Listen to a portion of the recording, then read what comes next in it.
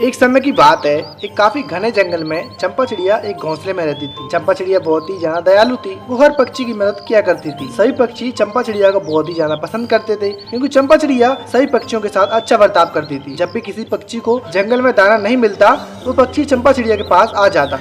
अरे चंपा चिड़िया, मैंने आज बहुत मेहनत करी, लेकिन फिर भी मुझे आज दाना नहीं मिल रहा है और मैं बहुत ही भूखा हूँ। इस वजह से मुझसे ज्यादा मेहनत नहीं हो रही है, तो मुझे थोड़ा सा दाना दे दो, ताकि मैं वो दाना खाऊं तो मुझ में थोड़ी शक्ति आ जाए, फिर मैं अपना दाना ढूंढ सकूंगा। अरे हाँ तोता भैया, मैं आपको दाना दे दूंगी, क्योंकि आपने मेहनत करी, फिर भी आपको दाना नहीं मिला। अगर आप मेहनत ही ना करते तो फिर मैं आपको कभी भी दाना नहीं देती। फिर तोता वहाँ से दाना खाकर उड़ जाता है। इसी तरह चंपा चिड़िया अक्सर पक्षियों की मदद किया करती थी। उसी जंगल में एक शातिर कौवा भी रहा करता था। वो कालू कौवा बहुत ही ज्यादा आलसी था। अरे सुना है, चंपा चिड़िया पक्षियों को दाना देती है। अरे मैं भला दाना जमा करने क्यों जाऊँ, मैं चंपा चिड़िया से जाकर दाना ले लेता हूँ। इस तरह तो बैठे बैठाई मेरा पेट भर जाएगा। यह सोचकर कालू कौवा वहाँ से उड़ता हुआ चंपा चिड़िया के पास चला जाता है। अरे कालू कौवे, तुम यहाँ पर क्यों आए हो? बताओ तुम्हें क्या काम है? अरे चंपा चिड़िया, मुझे कोई काम तो नहीं है, बस मुझे भूख लगी थी, इसलिए मैं तुमसे दाना लेने आ गया हूँ। अरे कालू कौवे, अगर तुम्हें दाना ही चाहिए तो तुम खुद मेहनत करके ढूंढो। मैं तुम्हें दाना क्यों दूँ? तुम्हें मेहनत करके दाना जमा करना चाहिए, ना कि दूसरों से मांगना चाहिए। ये बहुत ही गलत बात है। चंपा चिड़िया, दाना ना देना हो तो ना दो, इस तरह मुझे दलील तो मत करो, मैं यहाँ से जा रहा हूँ। इतना कहकर कालू कौवा वहाँ से चला जाता है। ये कालू कौवा भी बहुत ही आलसी है, मेहनत करके दाना जमा नहीं करता। अगर मैंने आज इसे दाना दे दिया तो ये कभी भी जिंदगी में दाना जमा नहीं करेगा। बस इसी वजह से कालू कौवा चंपा चिड़िया से बहुत ही ज्यादा जलने लगा। अरे चंपा चिड़िया अपने आप को समझती क्या है, मुझे अब इसका कुछ ना कुछ करना ही पड़ेगा। सभी पक्षियों को ये दाना दे देती है और मुझे दाना नहीं दे रही है। अब मैं सोचता हूँ कि इस चंपा चिड़िया के साथ क्या करना है। देखो मैं इस चिड़िया के साथ क्या करता हूँ। उस जंगल में चंपा चिड़िया की बहुत ही ज्यादा इज्जत थी, इसलिए उसी जंगल में रहने वाली भोली चिड़िया चंपा चिड़िया से बहुत ही ज्यादा जलती थी। इस चंपा चिड़िया की इस जंगल में बहुत ही ज्यादा इज्जत है। सभी पक्षी चंपा चिड़िया को बहुत ही ज्यादा पसंद करते हैं, पर उसकी तरह मैं भी तो एक चिड़िया हूँ। मुझे जंगल में सभी पक्षी पसंद क्यों नहीं करते? पता नहीं इस चंपा चिड़िया ने सभी पक्षियों पर क्या जादू कर दिया है, जिससे सभी पक्षी इस चंपा चिड़िया को ही पसंद करते हैं। मुझे कुछ ऐसा करना होगा जिससे सभी पक्षी चंपा चिड़िया को छोड़कर मुझे पसंद करने लगे, पर मैं ऐसा क्या करूँ? मुझे तो कुछ समझ में नहीं आ रहा, लेकिन मैं जल्दी इस चंपा चिड़िया का कुछ ना कुछ करूंगी। दूसरी तरफ कालू कौवा भी चंपा चिड़िया से बदला लेने के लिए तरह तरह की योजना बना रहा होता है। अरे क्या करूं इस चंपा चिड़िया के साथ? एक तो सभी पक्षी इस चंपा चिड़िया को इतना पसंद करते हैं कि मैं चाह कर भी इसके साथ कुछ नहीं कर सकता हूँ, और मुझे जल्दी सोचना पड़ेगा, वरना मुझे बिल्कुल भी शांति नहीं मिलेगी।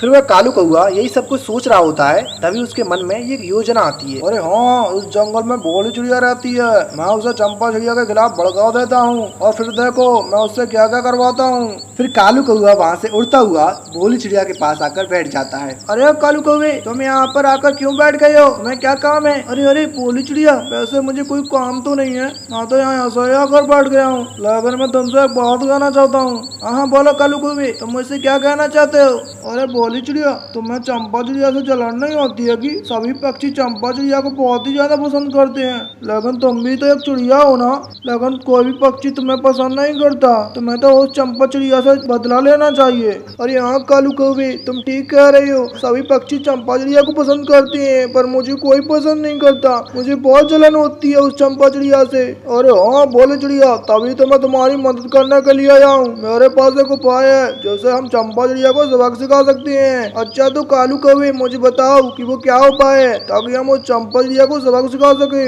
अरे हाँ भोली चिड़िया, अब हम चंपा चिड़िया को दाने की लालच देकर उसे पिंजरे में कैद कर देंगे, और फिर मैं तुम्हारे ऊपर चंपा चिड़िया जैसा ही कलर कर दूंगा। फिर तुम्हारे सभी पक्षी चंपा चिड़िया समझेंगे और तुम्हारे इस जंगल में बहुत ही ज्यादा इज्जत होगी। उस तरह चंपा चिड़िया को बहुत ही अच्छा सबक मिलेगा।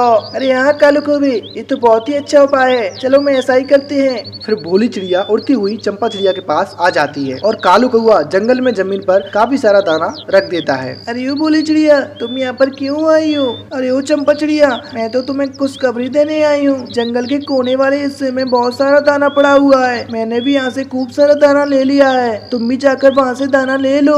ठीक है भोली चिड़िया, तुम्हारा बहुत बहुत धन्यवाद, मैं अभी जाकर वहाँ से दाना ले लेती हूँ। फिर चंपा चिड़िया उड़ती हुई उन दानों के पास आकर बैठ जाती है। फिर कालू कौआ पेड़ पर से एक पिंजरा फेंक देता है। फिर वह चंपा चिड़िया उस पिंजरे में कैद हो जाती है। फिर कालू कौआ भोली चिड़िया पर भी चंपा चिड़िया जैसा रंग कर देता है। अब भोली चिड़िया बिल्कुल चंपा चिड़िया की तरह ही दिख रही होती है। और अब देखना चंपा चिड़िया, भोली चिड़िया की पूरे जंगल में कितनी इज्जत होगी। अब तुम बिल्कुल भी इज्जत नहीं कमा सकोगी। अब तुम सारी जिंदगी यहीं पर ही कैद रहोगी और यहीं पड़े पड़े मर जाओगी। अरे कालू कौवे, ये बहुत ही गलत है। एक ना एक दिन तुम्हें इसका नतीजा भुगतना पड़ेगा।